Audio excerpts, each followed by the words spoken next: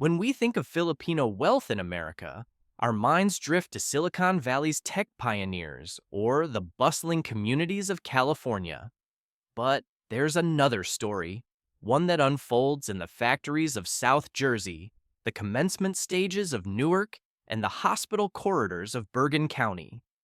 This is the tale of how Filipino fortunes intersected with the Garden State in ways most people have never heard. New Jersey might seem an unlikely setting for Filipino wealth, yet the connections run deeper than anyone realizes. On a spring day in 1997, a man once ranked the seventh richest person on Earth by Forbes stood before 20,000 people at the New Jersey Institute of Technology and received a standing ovation, not for a speech, but for reciting his original poem. His name was Tan Yu, and his journey from selling bread on Philippine streets to commanding a $7 billion empire is just one thread in this remarkable tapestry. Then there's the Filipina, who commanded a $2 billion global food conglomerate after her husband's death. Her story broadcast into homes across the state on New Jersey public television. There's the immigrant who transformed from nanny and housekeeper to lumber magnate, her company's products embedded in One World Trade Center and the bridges of the New Jersey Turnpike. And there's the hospital in Teaneck that pioneered the nation's first Filipino-focused medical program, becoming a model for culturally sensitive healthcare nationwide. These are not the household names that dominate Philippine business headlines. Their stories have rarely been told together, but when we examine them collectively, a powerful portrait emerges, one of resilience, ambition, and the uniquely Filipino gift for building bridges between worlds. We're counting down the most significant Filipino wealth stories connected to New Jersey, from institutional recognition and healthcare pioneers to multi-million-dollar enterprises and billion-dollar legacies. Some built fortunes here, others were honored here. All left marks that deserve recognition. Stick around to discover which Filipino family or figure claims the #1 spot, a revelation that connects the Garden State to one of the largest business empires in Southeast Asia.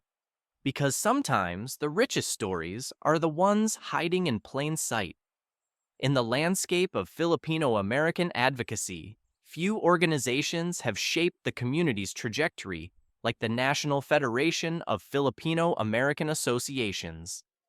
What started as a lunch meeting at a Filipina billionaire's Manhattan office in 1997 would become the largest national affiliation of Filipino-American institutions in the United States. And today, one of its most active chapters operates right here in the Garden State. NAFFAA New Jersey serves as the voice for over 143,000 Filipinos who call this state home.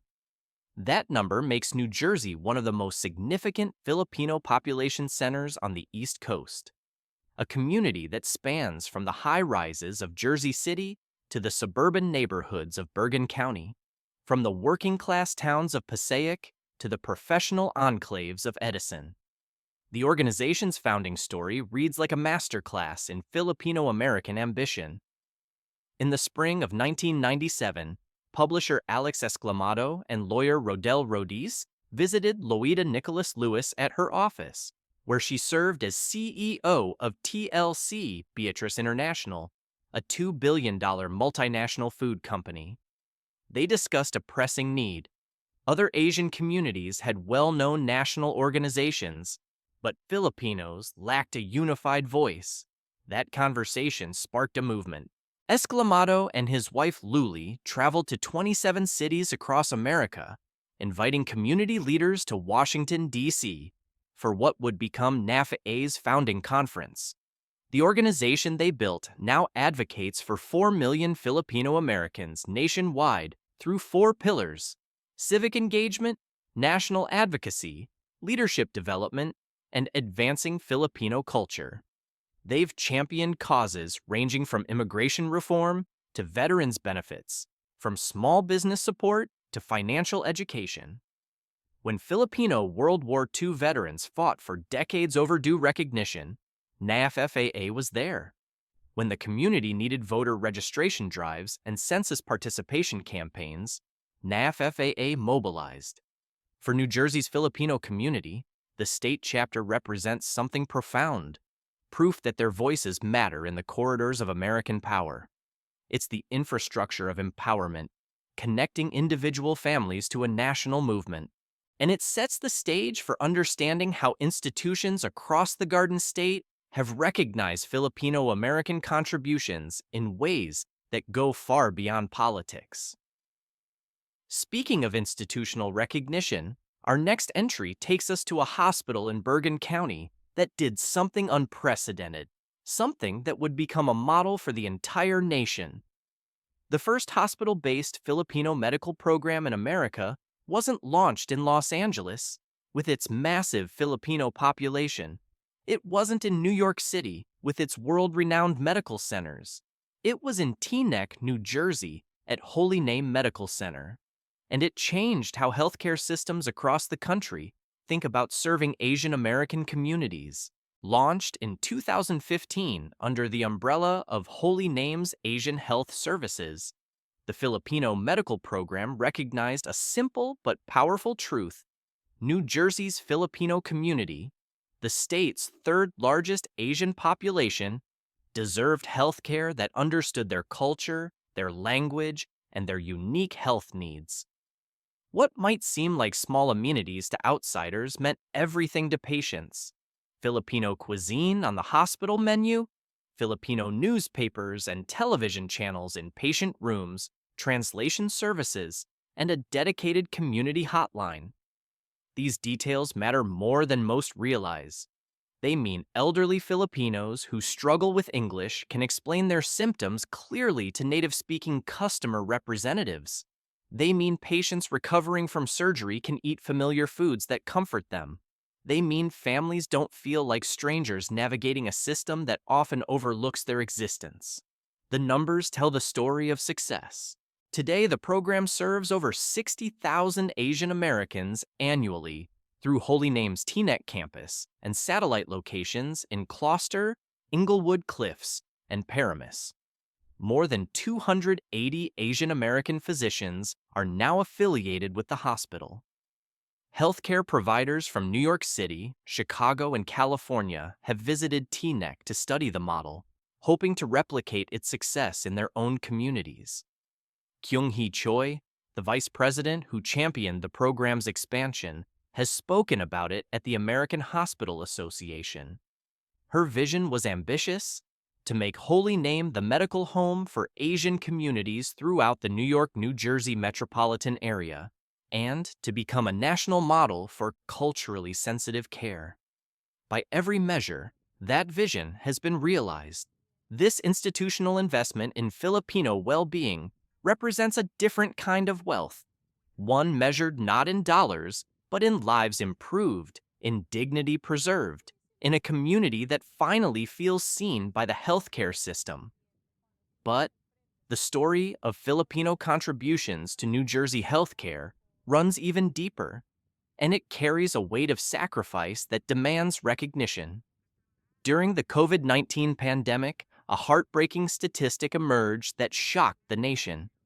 Filipino nurses made up only 15% of registered nurses in America, yet 40% of nursing deaths were Filipino. That disproportion wasn't coincidence. It reflected something essential about Filipino healthcare workers: their dedication, their willingness to serve on the front lines, their refusal to abandon patients even when the risks became terrifyingly clear. New Jersey, with its dense population and early pandemic surge, saw this sacrifice up close. The state's hospitals, from Newark to Camden, from Jersey City to Trenton, relied heavily on Filipino nurses, doctors, and healthcare workers who had made the Garden State their home. Many had followed a path established decades earlier, part of a migration wave that began in the 1960s when American hospitals actively recruited Filipino nursing graduates to address domestic shortages. Loida Nicholas Lewis, the Filipina billionaire and community leader, spoke powerfully about this sacrifice. She noted that Filipino nurses often didn't complain, didn't always voice their struggles, but that silence should never be mistaken for submission. These were professionals who left their home country and thrived in an entirely new environment, who sent remittances back to support families while building careers in one of the most demanding fields imaginable. The collective earning power of Filipino healthcare workers in New Jersey represents substantial economic contribution, salaries that support families, mortgages that build equity, tax dollars that fund public services.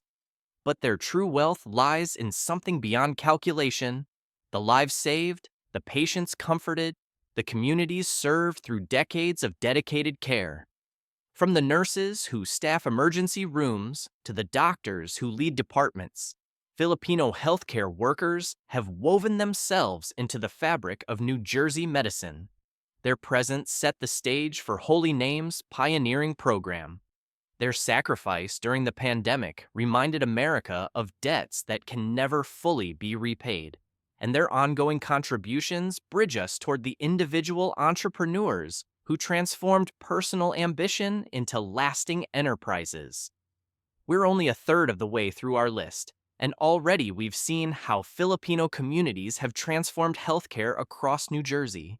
But we haven't even gotten to the individual fortunes yet. The stories ahead involve standing ovations from governors, billion-dollar empires broadcast on public television, and a rags-to-riches journey that rivals any Hollywood script. The wealth and influence we're about to explore is on another level entirely. Our next entry takes us to a city where Filipino pioneers established something remarkable: the first foothold of Filipino commerce on the entire East Coast. In 1973, a small grocery store opened its doors in Jersey City, New Jersey. It was called Philam Food, and it would become the first Filipino-owned grocery store on the East Coast of the United States. That might sound like a modest distinction, but it represented something profound. The moment when Filipino-Americans in the northeastern United States could finally shop for the flavors of home without traveling to California or relying on care packages from relatives overseas. Jersey City's Filipino community didn't emerge overnight. It grew steadily through decades of immigration, drawing healthcare workers to nearby hospitals, professionals to Manhattan offices accessible by PATH train, and families seeking affordable housing within reach of economic opportunity. Today, the city's Filipino population exceeds 18,000 people, representing approximately 7% of Jersey City's total residents. That concentration makes it one of the highest on the entire East Coast, a little Manila hidden in plain sight across the Hudson River from the Statue of Liberty. The community's presence has shaped the city in ways both visible and subtle. The annual Filipino-American Friendship Day Parade celebrates heritage with floats, traditional costumes, and the infectious energy of Filipino fiestas transplanted to American streets. Filipino restaurants serve adobo and sinigang to homesick immigrants and adventurous foodies alike. Remittance centers wire money back to provinces across the Philippine archipelago, connecting Jersey City kitchens to Visayan villages and Luzon towns.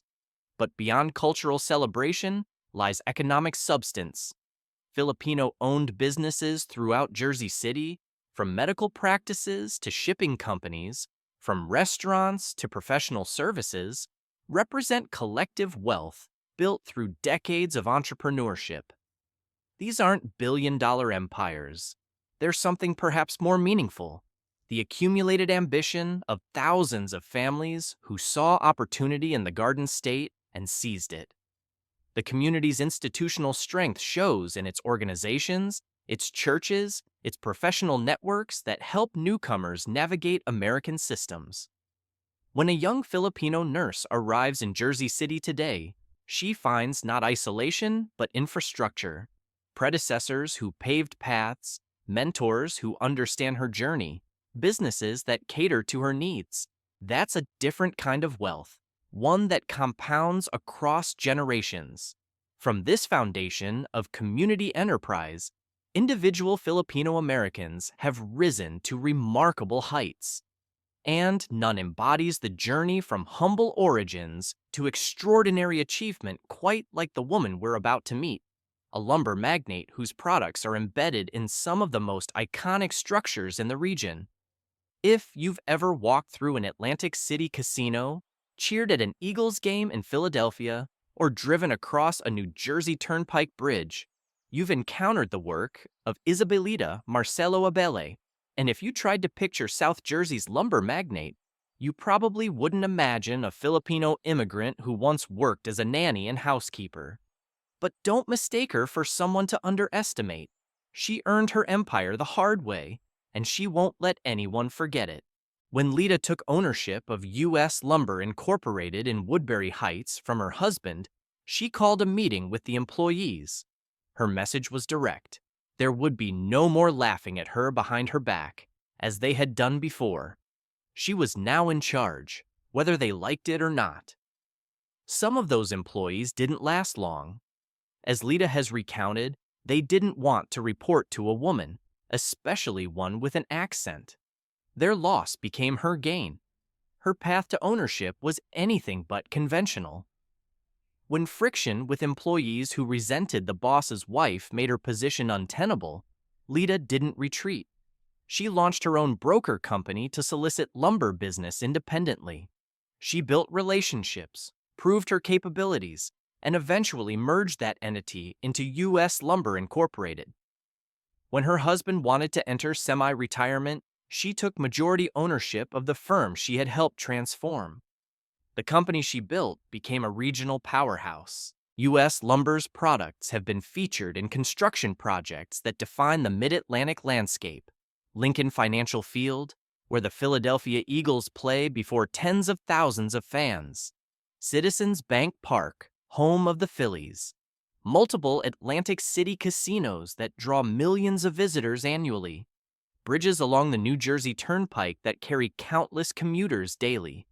And, most impressively, One World Trade Center in New York, the tallest building in the Western Hemisphere, rising from the ashes of tragedy as a symbol of American resilience. This certified woman-owned and minority-owned enterprise has been repeatedly ranked among the top and fastest-growing firms in the region from 1999 to 2014. In 2017, the year U.S. Lumber hit $10 million in gross sales, Lita received the 100 Most Influential Filipina Women in the World Award. The recognition was overdue acknowledgement of what she had built against considerable odds. But Lita's influence extends beyond lumber. She serves on the board of Rowan College of South Jersey, where she helped initiate a groundbreaking partnership between the college and Central Mindanao University in the Philippines, creating multicultural exchange programs for nursing students that bridge her adopted home and her homeland.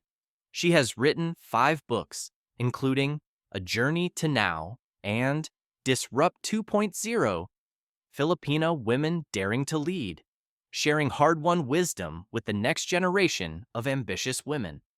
Now over 70 years old, she continues running the family business with her 2 children, her husband, and a niece who came from the Philippines to work in the office. The enterprise remains what it has always been, a family affair built on Filipino determination. The advice I can give to the young ones is embrace who you are, Lita has said. Don't hide your talent. Be strong. If you are like me, a dreamer, you go for that dream. In Gloucester County, New Jersey, that dream is constructed from lumber and pure Filipino grit.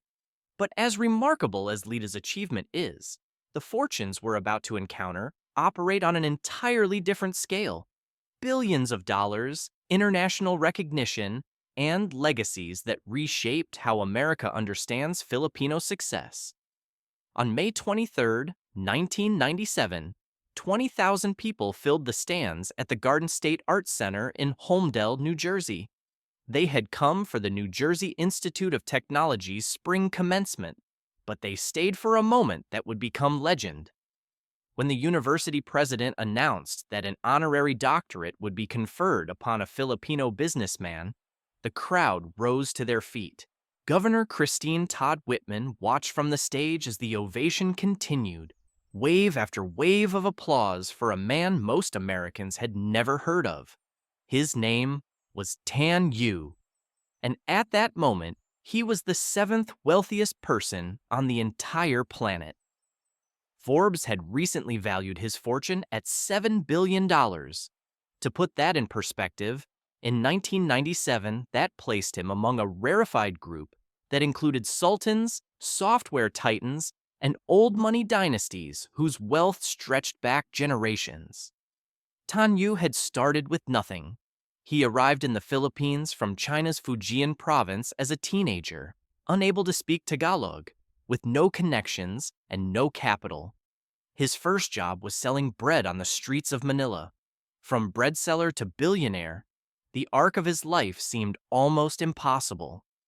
By the time he stood on that New Jersey stage, Tan Yu had built Asia World International Group into a conglomerate valued at over $12 billion at its peak. The empire spanned real estate development, hotels, shipping, and agriculture across the Philippines and beyond. At one point, he owned more land in the Philippines than the Philippine government itself, a statistic so staggering it bears repeating.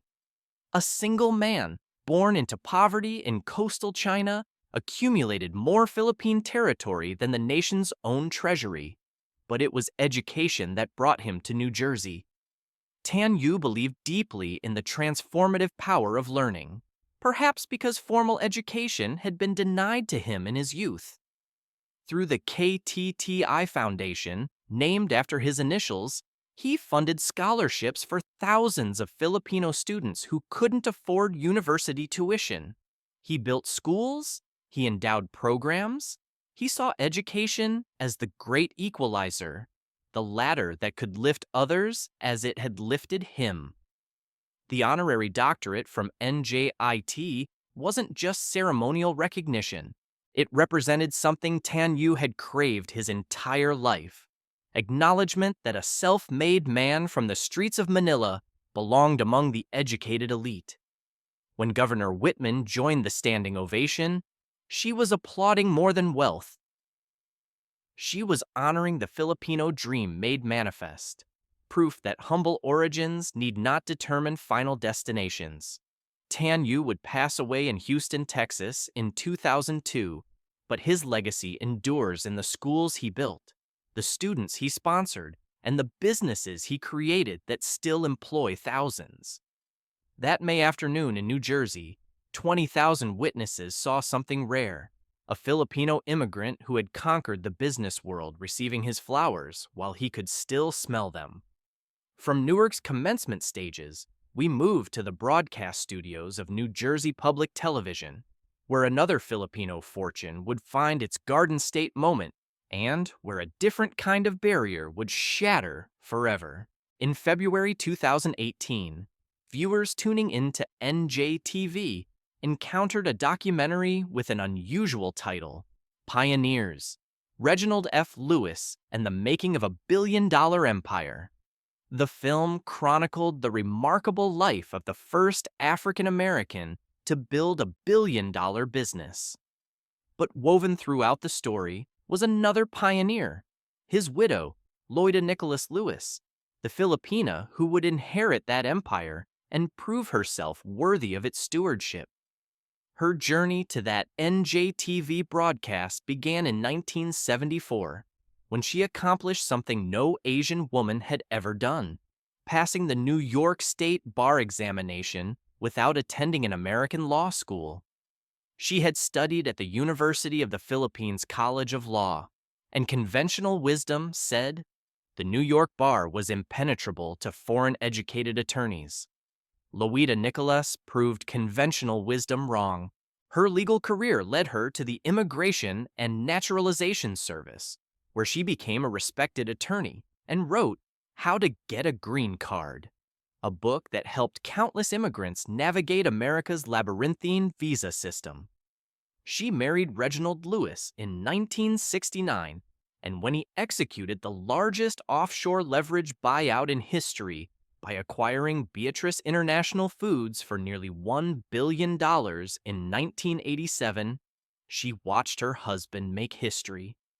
Then tragedy struck.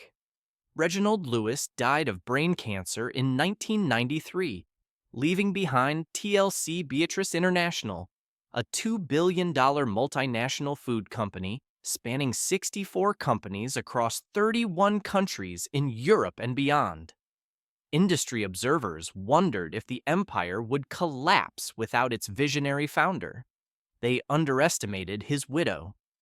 Louisa Nicholas Lewis stepped into the role of chairman and CEO, becoming the first Asian woman to lead a billion-dollar enterprise in American history. Under her stewardship, TLC Beatrice didn't crumble, it thrived. She appeared on the cover of Working Woman magazine in 1995, celebrated as a trailblazer who had shattered multiple glass ceilings simultaneously. Forbes would later estimate her personal net worth at approximately $600 million, but wealth alone never defined her mission. In 1997, the same year Tan Yu received his NJIT honorary doctorate, Louisa Nicholas Lewis helped found the National Federation of Filipino-American Associations. That lunch meeting in her Manhattan office, the one where she, Alex Esclamado, and Rodel Rodas discussed the need for Filipino-American advocacy, launched what would become the largest Filipino organization in the country. The NAFFAA chapter that serves New Jersey's 143,000 Filipinos exists because a billionaire widow decided her community needed a voice. Her philanthropic footprint spans institutions: Harvard University, where both her daughters earned degrees; Virginia State University, Reginald's alma mater; foundations supporting education and civil rights across 2 continents. When she speaks about Filipino nurses sacrificing their lives during the pandemic, or about immigration reform, or about civic engagement, she speaks with the authority of someone who built wealth and then deployed it for collective uplift. The NJTV documentary that aired in February 2018 introduced New Jersey audiences to this remarkable woman. But her influence had been shaping their state for decades through the organizations she founded and the community she championed. From broadcast television studios and university stages, we now ascend to the final act, where fortunes measured in billions connect Garden State communities to Southeast Asian empires, and where the ultimate answer to our question awaits. The technology powering the device you're watching this on owes a debt to a Filipino engineer who changed computing forever. Diosdado Banatao, known to everyone as Dado, didn't just participate in the personal computer revolution, he helped make it possible. And while his work unfolded primarily in Silicon Valley, his legacy extends to every Filipino-American who ever dreamed of building something that matters. Dado arrived in the United States from the Philippines with little more than an engineering degree and relentless ambition. What he built over the following decades would earn him recognition as one of the most consequential semiconductor engineers in history. He developed the first 10-megabit Ethernet CMOS chip with integrated transceiver and encoder-decoder, technology that enabled computers to communicate efficiently across networks. He created the system logic chipsets for the IBM PC/XT and PC/AT, the machines that brought personal computing into offices and homes across America. He pioneered the first Windows graphics accelerator chip, transforming how humans interact with screens. These weren't incremental improvements. They were foundational innovations that shaped the architecture of modern computing. Every time you watch a video, scroll through a web page, or connect to a network, you're using technology that traces back to Dado's engineering breakthroughs. His entrepreneurial achievements matched his technical genius. He co-founded Mostron, where he developed those legendary Ethernet chips. He co-founded Chips and Technologies, which Intel later acquired for $300 million. Validation from the industry giant that Dado had built something essential. He co-founded S3 Graphics, pushing the boundaries of visual computing. And through Tallwood Venture Capital, his $300 million investment fund, he backed the next generation of semiconductor innovators. But Dado never forgot where he came from. Through the Philippine Development Foundation, PhilDev, he worked to improve science and engineering education in his homeland, believing that Filipino talent deserved world-class opportunities. His vision was generational: create the conditions for future Dados to emerge, wherever they might be born. At his peak, Dado Banatao's net worth reached $5 billion, a fortune built entirely on intellectual contribution rather than inherited advantage. When he passed away on December 25, 2025, at age 79, the technology world mourned a giant. Filipino-Americans mourned something more: proof that one of their own had stood at the very center of humanity's digital transformation. From individual brilliance, we turn to dynastic power, a family whose financial infrastructure touches virtually every Filipino in New Jersey, whether they realize it or not. The Sy family of the Philippines commands a combined fortune of $11.8 billion, according to Forbes' 2025 rankings. That figure makes them not just wealthy, but foundational, the architects of systems that shape daily life for millions. Henry Sy, the patriarch who passed away in 2019 at age 94, built SM Investments Corporation from a single shoe store in Manila into the largest retail conglomerate in the Philippines. Today, SM operates the nation's dominant shopping malls, the spaces where Filipino families gather, celebrate, and consume. But retail is only part of the empire. The Sy family controls BDO Unibank, the largest bank in the Philippines by assets. They hold significant stakes in BPI, another major financial institution. When New Jersey's 143,000 Filipinos send money home to relatives, and Filipino-Americans send billions in remittances annually, those funds frequently flow through Sy-controlled financial channels. When family members in the Philippines shop for gifts purchased with that money, they often do so in SM malls. This isn't coincidence. It's infrastructure. The Sy family built the financial and commercial systems that connect overseas Filipinos to their homeland. A grandmother in Teaneck wiring money to her grandson in Cebu, a nurse in Jersey City sending tuition funds to a niece in Davao, a family in Edison purchasing plane tickets through BDO's travel services for a reunion in Manila. These transactions, multiplied millions of times, flow through arteries the Sy family constructed. Henry Sy's origin story mirrors the other self-made billionaires we've encountered. He arrived in the Philippines from China as a penniless 12-year-old, worked in his father's small store, and built relentlessly for 7 decades. His children and grandchildren now steward an empire that defines Philippine commerce. And every Filipino in New Jersey who maintains economic ties to the homeland participates, however indirectly, in the ecosystem they created. Which brings us, finally, to the answer we've been seeking. The richest Filipino family in New Jersey. After everything we've explored, the advocacy organizations, the pioneering hospitals, the heroic nurses, the community builders, the lumber magnates, the billionaire honorees, the tech visionaries, the retail dynasties, who claims the top spot? The answer requires reframing the question itself. There is no single Filipino billionaire residing in New Jersey. No individual family from the Garden State appears on Forbes' wealth rankings. But that absence reveals something more profound than any individual fortune could demonstrate. The richest Filipino family in New Jersey is the Filipino-American community itself. 143,000 people strong, healthcare workers who staff hospitals from Newark to Camden, earning salaries that support families across two nations. Entrepreneurs like Lita Abelli, whose lumber built One World Trade Center. Professionals whose expertise drives industries throughout the state. Students whose ambitions will shape tomorrow's economy.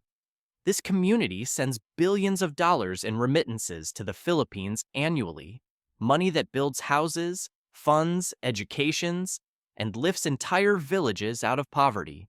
They've earned institutional recognition from universities like NJIT, hospitals like Holy Name, and broadcasters like NJTV.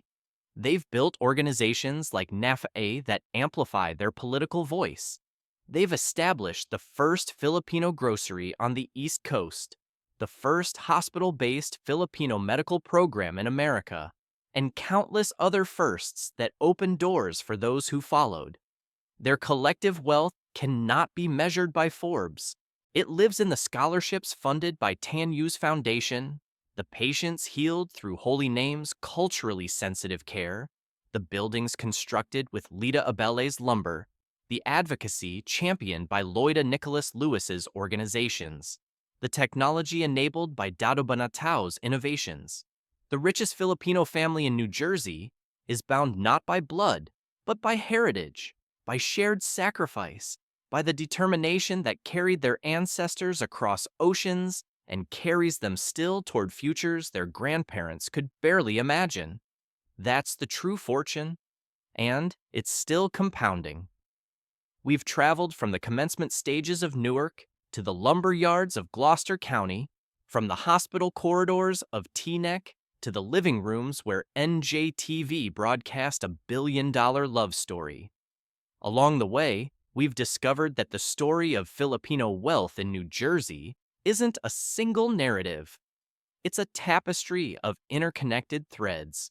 There's Tan Yu, the bread seller turned billionaire who received standing ovations at the New Jersey Institute of Technology when Forbes ranked him the 7th richest person on earth. There's Lita Abele, who transformed from nanny to lumber magnate, her company's products now embedded in One World Trade Center and bridges across the turnpike. There's Loida Nicholas Lewis, whose billion-dollar stewardship was broadcast into New Jersey homes on public television, a Filipina who took command of one of the largest African-American-owned companies in history. And there's the institutional recognition that speaks volumes. Holy Name Medical Center's pioneering Filipino medical program, serving 60,000 Asian Americans annually.